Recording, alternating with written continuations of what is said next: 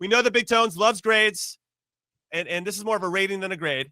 But out of 10, what would you rate that performance? Knowing that we went down a goal, Chuck, not to influence your answer at all, but that we went down a goal, we found a way to come back and win. No, I can see where you're coming from. You're trying to throw a massive positive spin on the game.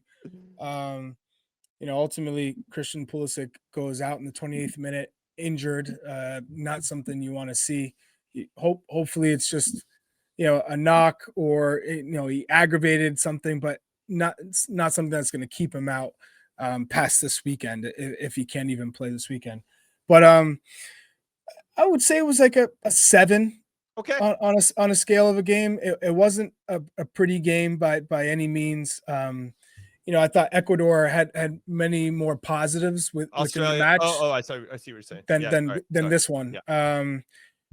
But Roldan stood out. Haji Wright stood out. Those are two players that needed a big performance, I'd say, given the opportunity to start in this one, and they showed that they're going to be involved. I fully expect them to be in the World Cup camp. Now it's, what does that mean going forward? How many more opportunities they get? Again, there's only 6 more matches at max that the U.S. can have before the World Cup kicks off. But I think what we saw from Roldan is someone who is willing to do the dirty work, is willing to provide cover and do the extra running, but also he's got quality. And someone that's very unselfish, and I think he's one of those guys you want on the team, whether he's getting minutes or not. He adds value. And then Haji Wright, for me, as a striker, we talked about his form in the championship. You're waiting for your chance. Feels like injuries have kind of slowed him down when he's been on the precipice of getting that opportunity or that run a game. And the start, I think many people didn't really anticipate him getting the start. He starts and he takes care of business. I absolutely loved what we saw from him in terms of his finishing, his runs. Is he the most clean at times? No. But I think if you're telling me my guy can stretch back lines and score goals, giving those opportunities, that's all you need. If you can have that type of player, someone's a little bit more different than your Balogun profile, fantastic. All right, I'm going to say the starting 11, and then Tones, I want to get your rating on this too, just to kind of give everybody some context about what we saw. You had Matt Freese in goal, Miles Robinson, Chris Richards, and Mark McKenzie were the starters. They played the full 90 minutes. Tim Ream did not come on. I think it was a big opportunity for that back line and those players to kind of take on more responsibility without Tim back there. You had Freeman playing the right wing back. We were in a 3-4-3 ultimately. You had Tim Weah playing left wing back. You had James Sands and Christian Roldan. Bit of a surprise having both of those guys start in the 6s. And then you had Weston McKennie and Christian Pulisic kind of playing those hybrid 8-10 roles. And then Haji Wright up top, who scored 2 tonight. Roldan had the 2 assists. Some good build-up play. Some smart build-up play, I should say. So with that, I should say that Christian Pulisic came out. Charlie alluded to it in the 28th minute. It looked like a knee thing, maybe an ankle. We don't really know. We're going to get more information, hopefully, as the show goes along. But anyway, I just want to get that out there, give some context to the starting 11. Tones, where are you on your rating? How pleased were you with the performance? Yeah, pleased because you're down and you find a way to come back and win and eventually close the game out. Okay, there were some moments where you're a little bit nervy, but pleased from that standpoint for sure. Because I told you, I looked at this as second game of the World Cup. You had a draw. You're playing a team. You're at home, and you need to pick up 3 points. So kind of mission accomplished with all of that. It wasn't as free-flowing as the Ecuador game, but I also don't think that Australia allowed it to be that way. They weren't going to allow that type of game. So then you got to find a way to win a game another way. I'll just add to what Charlie said. He hit the same guys I was going to hit with Roldan and Wright. I'll add Timothy Weah in there. And I really, really am starting to not like, but love what Chris Richards means to the team. We knew he was a good player, but what we saw over the last 2 games, I think for the first time where he's that center back that's in your face, that'll go after the referee, that will go after an opponent and feel confident, right? Like he's the guy screaming on the field. And how long have we yelled about we don't have that guy? We've been talking about like we don't have that type of leader in the group. And I love that part. Look, it's clear he can play. We know that, right? But sometimes guys can play, but they're just quiet guys. But in that part of the field, I've been on this show with you guys, I think a year or maybe longer, and I can't count the number of times we said, who's our leader? Who's the guy? Right? Tyler Adams has been a little bit of that guy, right? But he's not been available all that much. Chris Richards, to me, is turning into that guy, and I love to see it, man. I love the personality he has. Yeah, I was impressed with him and his presence, right? We talk about presence and communication. I see it in the little things. How's our line? Are we too deep? Are we too high?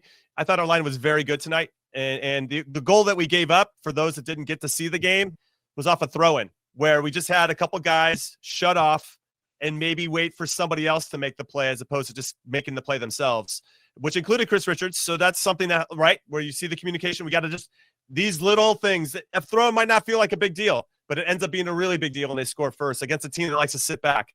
And what's your rating? I would say 7 out of 10. I really like that one. I like 7 out of 10. Yeah. Against an Australia team, and Tony nailed it, against who like to be choppy, who don't like you to set up and find a rhythm and get a tempo. And we, in pockets of time throughout each half, we did find a little bit of it, but ultimately they do a nice job of just keeping everything on the peripheral. It's not allowing you to split them and split their lines. And when we did, it's when we got our first goal, which was a really well-taken goal and a good play. Weston McKennie actually was a little bit deeper. And I don't want to see him a little bit deeper. I thought we'd see him and Tessman tonight. Didn't happen, but he has a nice little split pass to Roldan, who catches it on the move, and then he plays in a split pass to Haji Wright, who does all the rest, and it's a really good goal. The second one for us, again, I just want to catch up everybody that maybe didn't see it, is just listening to us. There was a foul on the sideline in our half of the field. Roldan puts it down, hits a long ball to Haji Wright, who has a well-timed run. He does the rest, cuts the guy up, and slots it to the back post. Really well-taken goal as well, but a little bit different of a build-up, I should say. Just more of like a heads-up play where two guys were being alert. And those are the plays that are going to make a difference as well. So we talked about this game going in, Chuck, in the preview in particular, and I'll come back to you on this, where this was a good audition for us to solve different types of problems than maybe what we saw against Ecuador. And I like that we had the character to fight through some adversity, not only being down a goal, but also losing Christian Pulisic. He goes out with an injury. Diego Luna comes in. How much of an impact can he have, right? So it's like the next man up type mentality. And I feel like this team is really starting to come together in the right way. And now it's leading to getting good goals, getting good results, managing the game in a proper way. So lots to be excited about, but overall, there's still some elements that could be better. So it's 7 out of 10 for me. Yeah, I'm curious what you guys think, too, about Timothy Weah picking up the slack for Anthony Robinson, because we've seen Max Arfson now have a run of games there. And tonight, Pochettino said, you know what, I'm gonna start Timothy Weah there. And for me, he's been one of the most consistent national team players for a long time now. And no matter what position he plays, he uses his pace. He's confident. He runs at players 1v1. He's not afraid to take chances from outside the box. So I thought he also had a solid performance tonight. Yeah. Go ahead, I was Jim. going to say really quick, what I like about Weah is how comfortable he looks under pressure, like in build-up. There's some players that just can't handle somebody running at them hard to close them down. Even if they're in a good body position and they got their arm out and they've created that kind of physical space that they need to hold off that hard, aggressive challenge, that dude just absorbs all of it, stays cool and calm, and plays out of it. And that is going to help us so much. And he did it a couple times tonight. And I was like, God damn, this Tim Weah guy is unreal at this. And so, yeah, that's a quality of his that doesn't come up on a stat sheet, isn't part of XG or any of that crap. It's just a really powerful tool that he can have that helps the team get out of some tough situations. So I ultimately wanted to piggyback on what you said, Chuck, because he does a lot of little things that I don't think maybe get all the flowers that he should. Anyway, Tones, go ahead. Yeah, and I think that if we're just talking, Anthony Robinson and Tim Weah, they would play tactically in the same position, but I think they're going to be asked to play that position two completely different ways, right? Where Timothy Weah is going to be a guy, they want him as high as they can get him up the field. as many opportunities for him to go 1v1 against somebody. We know he loves to cut in on that right foot and shoot from distance, which he does very, very well. Had a decent shot tonight, not a superb one, but Anthony Robinson would be asked to probably do it like he's always done it, from a little bit deeper, pick your times to get forward, and just constantly up and down the left side of the field. So I love that there's another option there. I imagine that also would translate on the right side if it was for Sergiño Dest, maybe, right? That he would be able to do it from that position. If you're Pochettino, you're like, this is great. I mean, I got another guy that can do another thing. We all knew, but we wanted to see him do it.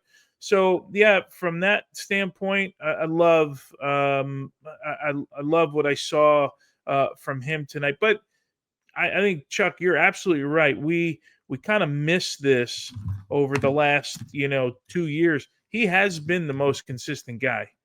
Like the guy, like if you added up, if there was some system to score it all, he would be the guy. And I think that's not making it up. I mean, he's been really, really good for a long period of time. So a question I want to ask, and Chuck, will come to you first on this. Do you feel like Christian Pulisic should have been risked for this game? I mean, it's easy to say now in hindsight because he might have tweaked a knee or whatever. We'll hopefully get more information before the show's over. But he was targeted. There was two really hard tackles. The problem is when is he not going to be targeted? No, I get it. I just so I don't even want to enter that conversation because we all know if you get called in and you can train and you can play, you're not going there to watch. And it's bad enough if I'm going and you're saying we're not using you the first game. I would be bold. I'd say I want to play against Ecuador. I'm coming in this window because I want to get tested against one of the best teams in South America, if not the world, especially defensively. And then you say, okay, now I'm going to Colorado. I want to play against Australia. And he's never been someone that's like, oh, I care about the records. I want to, be have the most goals when it's all said and done and assists. And he just wants to play. And so he should play. If he's healthy, no, we're not in the business of, and we want to protect our guys to the World Cup and not have them play. So for me, it's just unfortunate because that's what you're going to get in the World Cup too. He's going to be targeted. He's the guy that everyone's talking about in Serie A. He's Captain America. He's the guy who's going to be creating and he's got the most quality in the attacking third. So it's just unfortunate that he had to come out in the 28th minute. But with that being said, Pochettino has instilled this next man up mentality that if guys are out, like Max Arfson, does he really think he's going to play over Anthony Robinson when he's healthy? No, but all he can do is control the minutes he gets and the opportunities he gets and just keep trying to build and try and be as solid as he can and grow as much as he can with the opportunities he gets. Diego Luna, every time he comes in, the guy gives a heart. Every single time. Is he better than Christian Pulisic on the left? No, he's not going to ever play over Christian. But if Christian's injured, if Christian's suspended, guess what? He's the guy who's going to have his hand up, ready to go, roll up his sleeves. You need those kind of guys in your team. He came in the 28th minute and he held his own. He impacted the game. He got touches. He worked his butt off. That's what you want. And that type of mentality grows within the team. You can see that. So I like how Pochettino has done that for certain players, giving them opportunities. Freeman maybe didn't make the most of his performance tonight, his opportunity, but he's been around for a while as a young player with relatively no international experience. And now he feels like he belongs. And on his day, he shows he has the quality. I think Sands disappointed. He'd be disappointed with himself today. Gave away a couple of balls that under no pressure. Timing wasn't there. You could tell that he's grown in just in the way that he moves. He doesn't look shy or someone who's not ready for it, but he just didn't have the performance you need to get another call back to be front of mind for Pochettino. So unfortunate for him, but I think a lot of the new players who came into this camp definitely gave Pochettino something to think about. Yeah, with regard to James Sands, at least he got the opportunity, right? I mean, as a player, that's all you really want at the end of the day. You want to maximize that opportunity, but and I don't know if he did. I agree with you. Clearly, you can see that he's evolved in his game, but maybe it wasn't enough tonight to get him to come back in.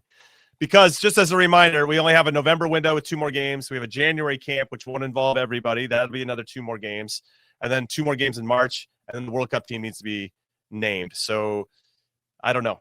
Using James Sands as an example, I don't know if he'll be called back when we have just limited minutes at that point, limited opportunities. Let me just throw this wrinkle in there, and I agree with you. Like, if you're just going to judge, hey, this time, do you bring him back in November? Probably not. But let's assume for a minute he goes back to his club and continues to play the way he does. Yeah. And the coaching staff says, you know what?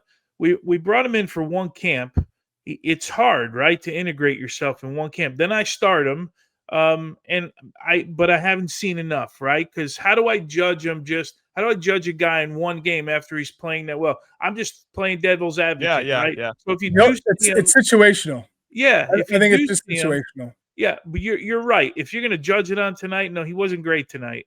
But the good thing is he earned his way into this camp, right? He's been lights out at his club since the minute he got there, right? And they love him there. So I could see if they brought him in, but like I said during the game, he's coming into what now has become one of the hardest positions on the field to get into. So much so that we're probably seeing Weston McKennie moved out of that position because there's so much depth at that position right now. Yeah. So that's the hard part for him. I want to go back to the Pulisic thing for a minute because I sit with Chuck. Like, if you come and you're like, I saw one of the comments. I didn't have my glasses, but I did see that it said at the bottom there, if he's got a knock, he shouldn't be. At what point do you get risk? Like, what's the risk? You all played. What percentage of games in your life were you 100% where you didn't feel anything? Like, what percentage were you at? I'm going to say maybe 10%, and I was in my early 20s, maybe. Right? You know what I mean? Like, at some point, everybody plays hurt. You got something going on, and he's going to get kicked. He's the guy. Like, if I'm managing against him, I say, well, Pulisic's the guy you got to give a shot to at some point early in the game. This referee let it go on a little bit longer, so they took advantage of it. I don't know. Where do you protect them? Is the club coach saying is Allegri saying in April, I'm going to protect Christian because he's got to go to a World Cup in June? No. And someone will say, oh, well, Milan's paying his salary. Yeah, we get that part. I understand you get it, but we have international football too. Yeah, this is also called insurance. So, like, if he got injured on international duty, the insurance and where he can't play for a certain amount of time, insurance pays. So Milan wouldn't have to pay anything. So, don't even worry about how much money he's getting paid from his club. Ultimately, it's you're coming in to play. Everyone's trying to play. You're not being rested. Every opportunity is a chance to get better, to make a difference. Christian Pulisic wants to lead by example and continue to show, hey, I'm the guy, and develop relationships on the pitch. So to have the idea of just coming to a camp to sit and watch, no. And after the summer, you have to give like one of those Luna moments, if you will, right? Because Luna, his whole thing, not his whole thing, but his story kind of evolved with you break your nose. And I'm like, no, coach, I'm not coming out of the game, and that came when Christian was there. Christian's been incredible in this start of the season, both club and country. So I don't know that Pochettino was risking him and putting him in danger. Yeah, I just throwing it out there to conversation. No, I know. Yeah. All things considered. I didn't know that Chuck was an insurance agent as well. So, Chuck, I'm learning more about you every day. Hey, I had to go through it. It's personal experience here. Why didn't Malik Tillman come in for Christian Pulisic instead of Diego Luna? And it's because he didn't dress. We don't really know the details yet. We're supposed to get it in the post-game press conference, and hopefully we'll hear later on at some point, hopefully before the show's open. That's why Malik Tillman wasn't available, and I'm very curious as to why. Okay, so one of my big takeaways that I want to discuss with everybody people in the chat, people watching on the Golasso Network, people listening on podcasts, wherever they like to get their podcasts, and with Charlie and Tony, of course. Is the 3 center back formation here to stay? And I'm going to say unequivocally, putting my flag in the ground, yes, it is here to stay. The back 4, at least as we knew it, the traditional back 4 is done. There might be a fluid back 4 going on. There might be a back 5 at times, depending on the opponent, but the back 3 is here to stay. We're adding a center back, everyone, and we're kicking out a midfielder, and the team just looks better. So, Tones, do you agree with these sentiments? Are you flagging the ground with me? It's in the ground. My flag's been buried for a long. It's growing roots. My flag right now. That back 4 is buried in the ground. Buried. So, Chuck, you're in agreement with us. Yeah, I'm in agreement. Love it. You know what? I love it. I think it comes down to there's a little bit more sense of security with 3 center backs and the 2 wing backs. That back 5, you sit. I know we play with 2 10s, but it feels like you also can have those 2 central midfielders come back. You just feel a little bit more safe in the way that we have to defend and the responsibilities of everyone. Although tonight, to get scored on a throw-in, you're just thinking, come on now. But ultimately, I think it plays to our strengths with our wide players, giving us pace, and whether it's Anthony Robinson and Weah and Dest, or whoever those players end up being in the end. I think it does give us the best chance of getting forward, also playing on the counter. I really like the 2 10s to support whoever, if it is Balogun. Haji Wright had a great performance, though, to show that, hey, I can come off the bench and add something. Maybe you need a starter if Balogun gets suspended or injured. It was a good moment for him as well. And remember, I feel like Pochettino is just keeping guys hungry too and motivated. Because how motivated do we think Ricardo Pepi is going to be when he finally gets his opportunity to get in there? And the more guys who are in form and playing and hungry, the better. The competition between Weah and Dest, if that ends up happening, if Anthony Robinson eventually gets healthy, because remember, he didn't play a minute in this camp. So you have to think his health must be in real question if he didn't even come on the field. That's got to be a real concern. So there ultimately is going to be some real competitions, McKinney, and then if Cardoso and Reina and Tyler Adams and who else am I missing? Musa. Like, there are a number of players. If everyone's playing, there's a lot of depth. We want as many guys in form as you possibly can heading into a World Cup, but I absolutely like where we are right now. I think what's funny about, and I agree with you on that, about the back 3, when we were envisioning it a while back, Tones, this is a long while back, I kind of just thought, listen, we have arguably 2 of the better wing backs in the region for sure. Like, the guys that can get up and down and Jedi. It's the hardest part to have in the back when you play like that. Yeah, and we have those. We have 2 guys in Dest and Jedi that could just get up and down. And now we just need guys to tuck in, to get out of their way and let them get after it. And we actually haven't, with our back 3, we actually haven't had both of those guys on the field at the same time. And we're having other guys have success in that space. And now we're starting to unlock different types of partnerships. They're like, you know what?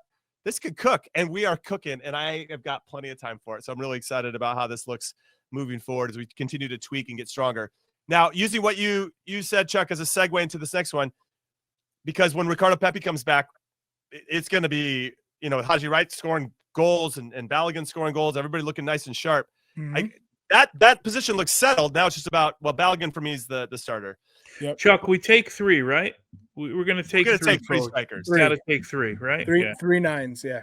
3 nines. Because normally normally you say 4, but when we only play with 1, and I'd say most of our depth is in midfield, you're probably only going to take 3, because the one guy's going to play ideally two of the group stage matches. Maybe you rotate on the third one, depending on where we are after those first 2 games.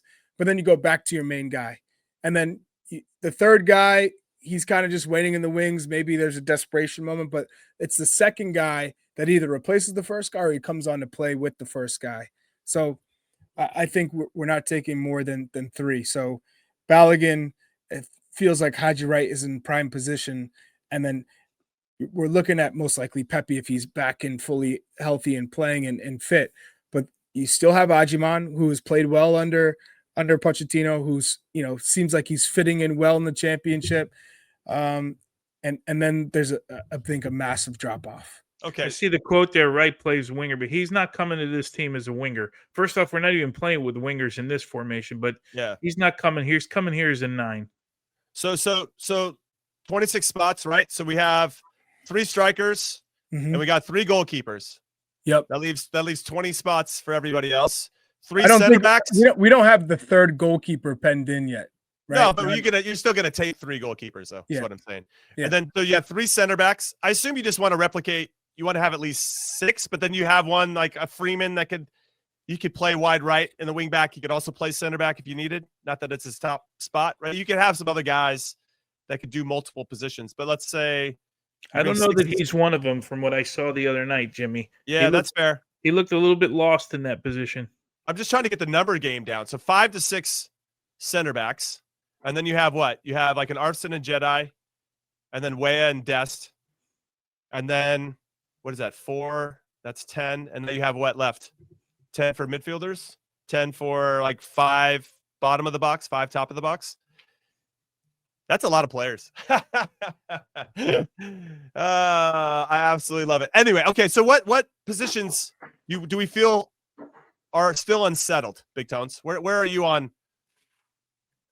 I guess one of the center back spots. If Ream is in with Richards, then it's that. Did Miles Robinson do enough for you tonight? Did McKenzie? I thought McKenzie was solid. I thought McKenzie was good tonight. Probably a little bit better than Miles. Maybe he was. Yeah. But Miles got 2 starts this window, though Tristan Blackman got 2 starts the last window. So that doesn't necessarily mean anything's written in the stars. And McKenzie's probably right now being considered as the left-sided center back because that's where he's playing consistently with his club. I guess the right center back position, right, if you will, that's something we probably still see. If you're going to bring, I don't know that you bring 6. You got to think 2 of them at least are going to play the majority of the minutes, right? And then you might rotate 1, even if you do that at the World Cup for center backs. I would think you'd have 5 center backs, right? Right. That's a little bit of a concern. I love the competition in the midfield for the 2, right? I love what's going on. Yeah, real competition. I mean, real Tanner Tessman looks the part. Of course, we're saying all this with Tyler Adams in the picture, right? Yeah. Tessman looks the part. Christian Roldan has been serviceable there. Aiden Marsh hasn't played poorly. Like, at least there's a little bit of depth, and we know that, at any moment, Weston McKennie could be the guy next to Tyler Adams. That might eventually be what it ends up, how it looks, because I still think I wonder what would have happened tonight if Malik Tillman was available, right? If this were a World Cup roster, does it mean that we knew Christian was going to play? Sands would be out, and McKennie would be there with Roldan. You think him? He would have moved him back, right? Yep. And that's Tillman, the first thing that comes to mind. Because you have to drop somebody. So Tillman would go in, and then McKennie would drop to where Sands was, and you'd have Christian and Tillman underneath Haji, right? So in this game, otherwise, it's Balogun. But for me, I think Sands didn't perform well enough to even think about moving Tyler Adams, or Tessman, or McKennie, or Roldan at this moment. Even Jack McGlynn is ahead of him. So, it's just I like the fact that he got his chance because he earned it. He's playing every week in the Bundesliga. You deserve a call up to the camp, and he's been playing well.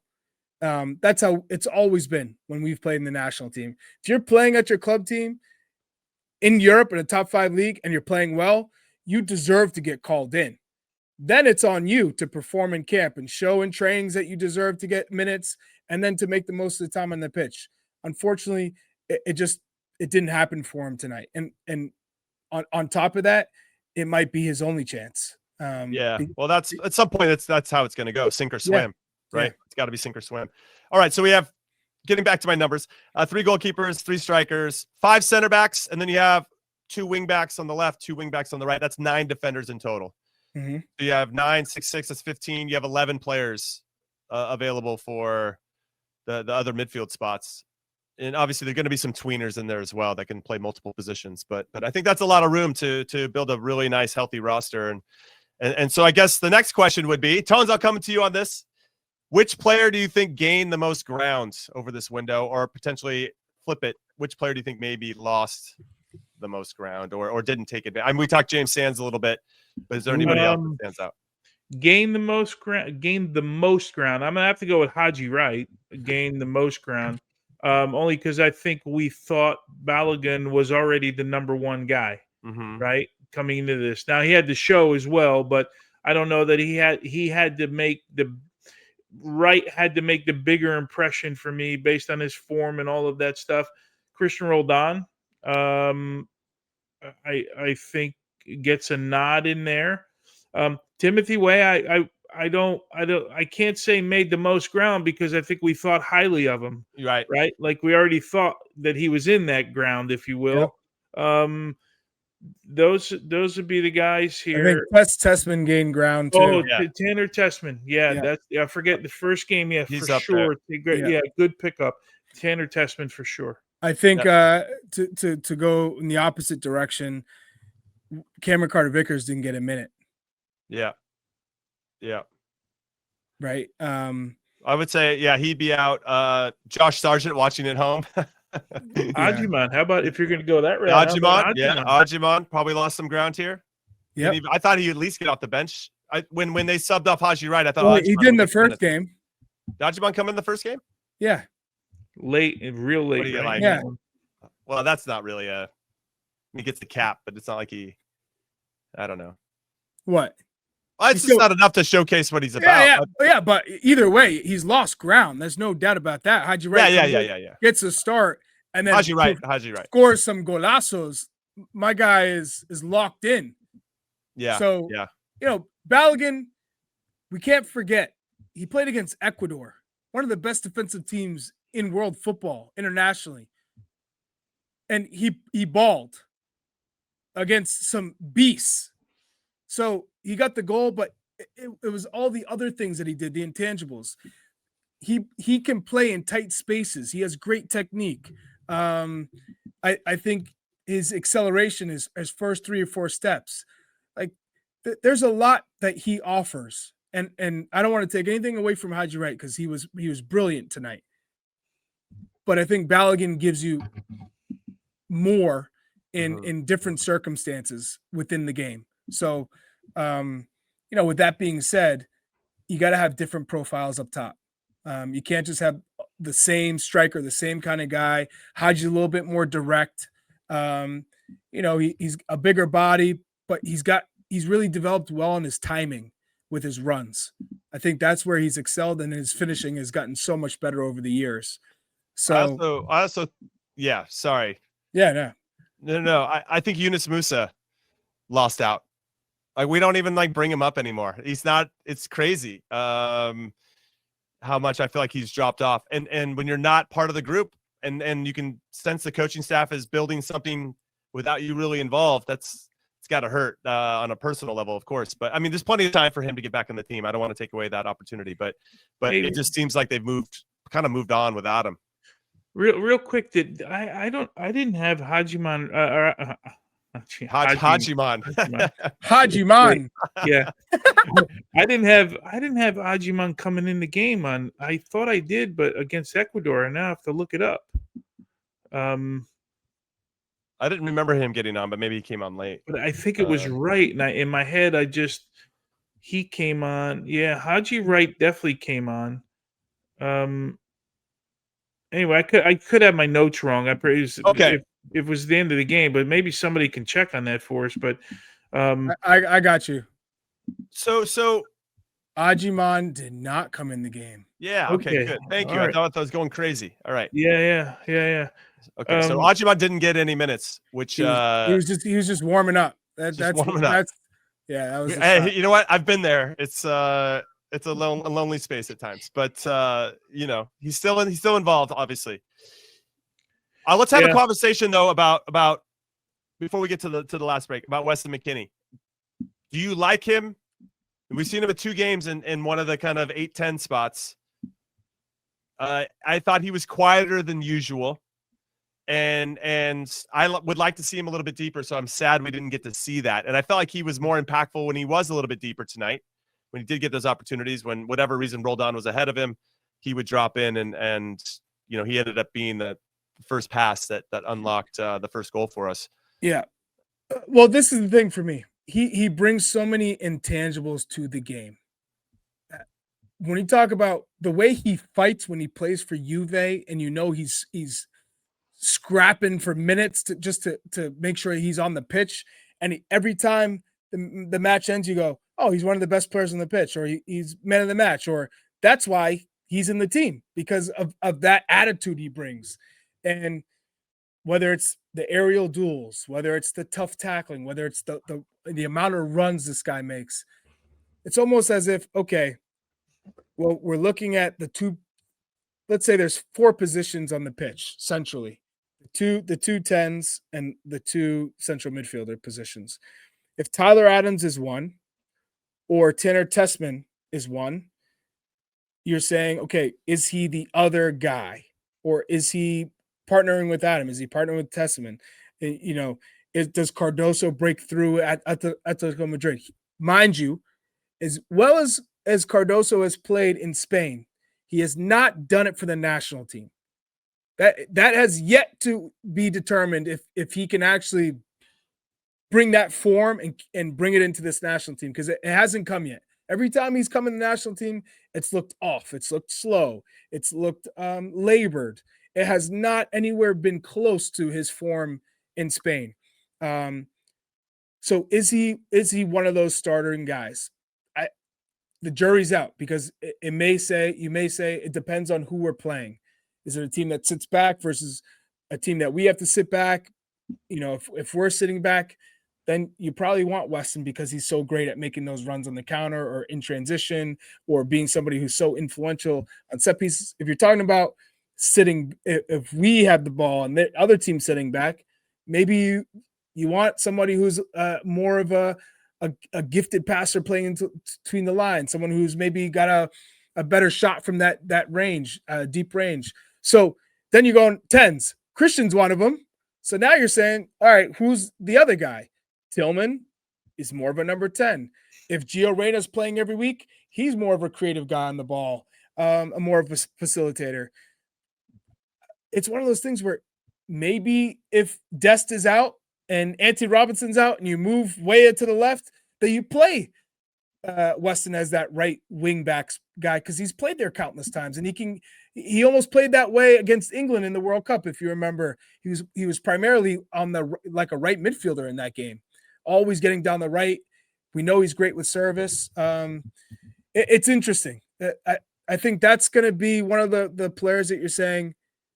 It feels weird saying he's a substitute, or you don't see him in the starting 11.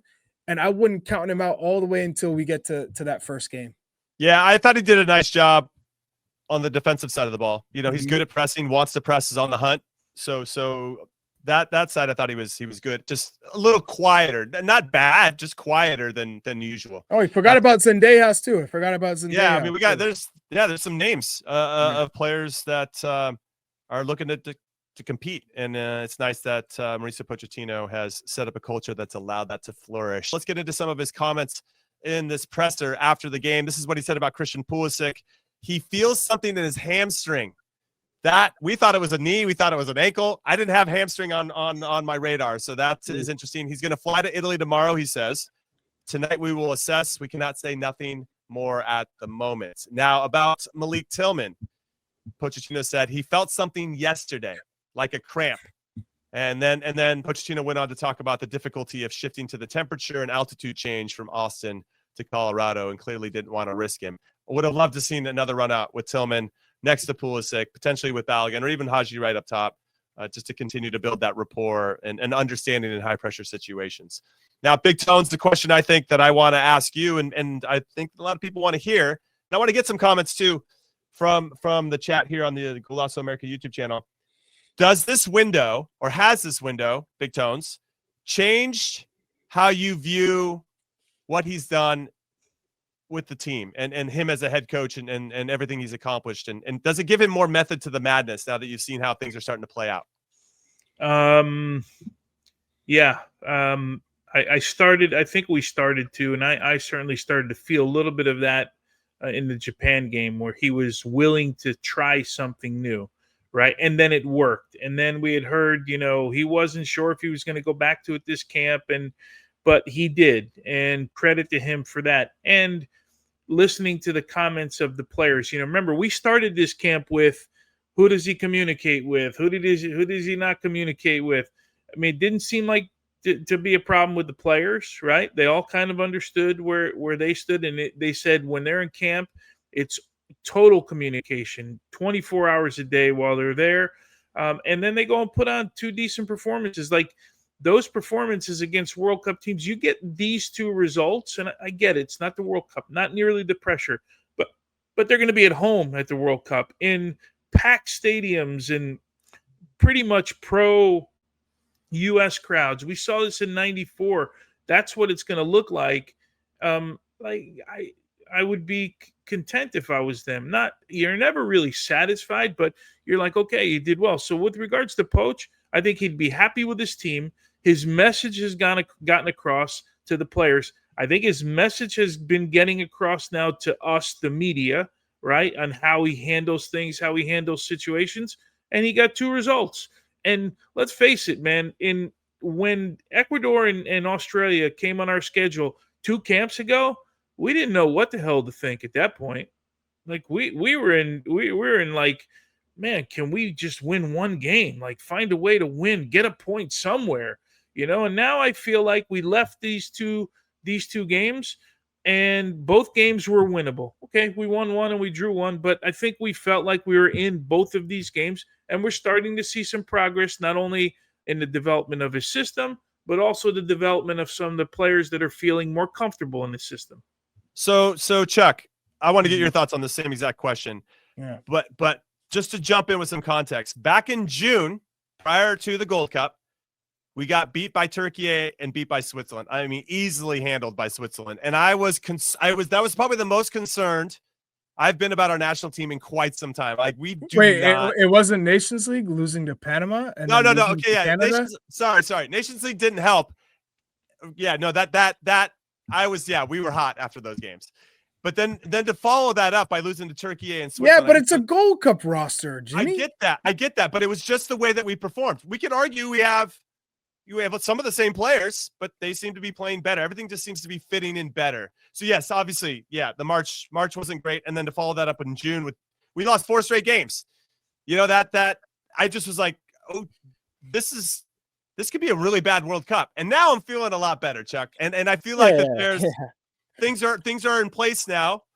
Even just with a slight tweak with the formation, it's just unlocked us. We saw it against South Korea for a little bit, just enough to believe. Let's try it against Japan. And now it feels like, hey, this is the way forward. And that absolutely pumps me up, everybody. And it feels like he's got a nice grip on the player pool. And it feels like we're at a really good spot now. And I'm happy about that. Anyway, I just wanted to insert myself into the conversation. What are your thoughts? Yeah, well, I think we got to get to the baseline of this question, which is when you get a manager that is not American, you're bringing in an international manager that's supposed to have the clout and the experience and the tactical acumen to move this group forward in a different way than Greg Berhalter would, with different expectations, then I think we're waiting for that change to come. Where is the identity and how is it different than what we've seen with this group prior to this cycle? And so I think Nations League was what we were hoping to see this team start to change and turn and what it looks like from a coaching standpoint outside of the players. How does it look different? Just how does it look different?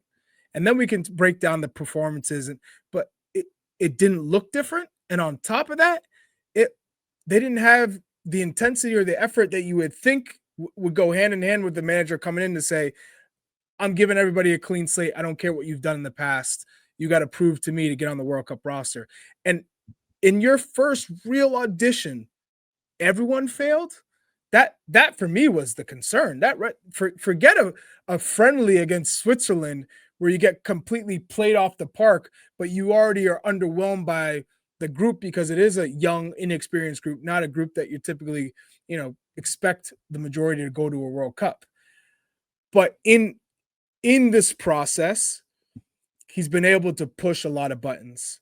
He's been able to bring in guys, young players who don't have experience and give them that experience and keep giving them that experience over players who would potentially expect to come into camp regardless because they're playing at certain clubs or they're, playing in Europe.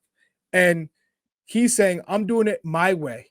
I don't care how it's been done in the past. I don't care which agents are calling me and saying, hey, bring my player in. I don't care about anyone else's thoughts. I'm going to go by what I see and how I feel. And eventually you could see it start to click within the whole player pool. And so now we're at this point where he said, I've been trying to play a certain way, my way, and it's not working. So he changed to a back three and it's worked. And so now we're starting to see, okay, now we're moving on from what we've been seeing for, 3-4 years now with this group. We're seeing something different. So therefore, there's new opportunities for players. And maybe players who have had opportunities in the past, they're getting new opportunities now and they're making the most of it. They look different. So I'm happy with where we are today, given it feels like we wasted some windows to get to this point. But ultimately, we changed the formation. We've got some new players, and there's competition all over the field, which is needed to really light the fires and get the most out of all the players. Yeah, and that's a perfect segue into saying this. I want us to be a team that nobody wants to play next summer. It's similar to how people feel about Ecuador. Like, nobody wants to play those guys. And you definitely don't want to play against a team that has the vibes of Ecuador, tough to play against, always a threat, can hurt you in different ways, but they're playing at home. They're playing in front of their fans. That's just going to be an added element of emotion that you're going to have to fight as an opponent. Do we have enough time, Tones? That's kind of the last question I want us to explore before we let everybody go. And we appreciate the support as always. Do you think we have 2 more games in November? We reconvene in January, which is more of an isolated camp for more domestic-based players, Scandinavian-based players. And then we reconvene again with everybody in March. And then the roster has to be named in May. Do we have enough time to kind of build that team? I think we're getting there. I think we're really excited about where we're going. But it's just not a lot of games. And so that rapport and that chemistry, we have to figure it out, right? But we have the time that we have, right? Yeah. You can't make it up anymore. You can't add any more games, any more windows. And I think for me personally, what I'm hoping for is that the guys like Tessman, like Malik Tillman, like guys continue to get better and better at their clubs. And some more guys I'll add in there. I still want to see Gio get better because I still think there's something in there. But he's got the road for Gio to get to this World Cup just got longer in the last 2 camps, right? So hopefully he can get there. Just continue to be good at your club. Just continue to, and then when you get to the national team, hopefully we see that same form from those guys. And Pochettino, I would think at some point, as much as they haven't spoken to players in between camps, at some point that's going to change a little bit where he's got to start getting the big picture across. I would imagine. I don't know. But I feel to sum it up, I feel more comfortable after the last window and a half than I did in the first 10 months or whatever it was of Pochettino's first 10 years. Yeah. Co-sign, second those sentiments for sure. I just wanted to throw that out there and I know that all the national teams are running up against it and not everybody's playing well and everybody's trying to peak at the right time. It seems like we're leading that way, Chuck, but we just don't have that many games. But we're left. moving in the right direction. We're moving forward. Right. And I think that's the most important thing is we're moving forward. We have still yet to see a healthy, informed Anthony Robinson, we know how much he changes the dynamic, and it shouldn't be that way, but he does change the way we play. I mean, how many times have we had a national team player come on and say, "Hey, yeah, we do play differently when Anthony Robinson's on the pitch." And again, this is a guy that's a captain material. So there's not only with the way he plays and the physical attributes that he brings, but also the mentality, the character. Those are the kind of guys you want to go to battle with, that you need to make deep runs in a World Cup. So having him, having Dest, who are still working back, Ricardo Pepi's still working back. Adams right now playing really well with Bournemouth. Bournemouth is in 4th place in the Premier League. So can he continue to push? Can he be a little bit more adventurous going forward? Because I think that's where Tyler needs to continue to shape his game, is being a little bit more proactive with that final pass, with, playing more of those the penetrating line passes that break lines, like we see Chris Richards now. That's where Chris Richards has completely changed the way he sees the game. Is he's not afraid to play between the lines or to play into traffic. He's accurate with his passes, and he's always thinking forward and positive and not safe and sideways and backwards. So I love that about him, the confidence to say, I'm playing forward, deal with it. It's coming to you. If you make the run, I will play it to you.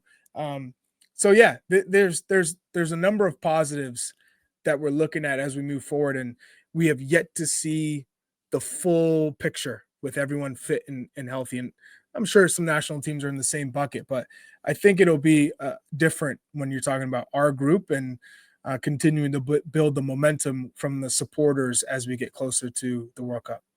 Yeah, so we have a formation that seems like the best way forward that everyone feels comfortable with. Coaching staff looks happy, players look happy, we're happy, fans are happy, everybody's happy. We're creating some depth, so even if our top guys are hurt right now, there's still some guys that are stepping up and making plays. We got enthusiasm about what's happening. It's all positive. We got confidence. Man, we are cooking. We're going in the right direction, and so I'm going to leave it right there. We're going to call it a show on this hell of positivity. Good performance, great window for the guys. Way to close it out at midnight, Jim. Go. That's what we're doing here. Thanks for hanging out with us as always. Catch us again live here on the Gloss America YouTube channel, 10 a.m. Eastern on Thursday, and we'll get into it some more, because we love talking about this team and this sport. And that's it. We're going to bed. Catch you guys later. Peace out.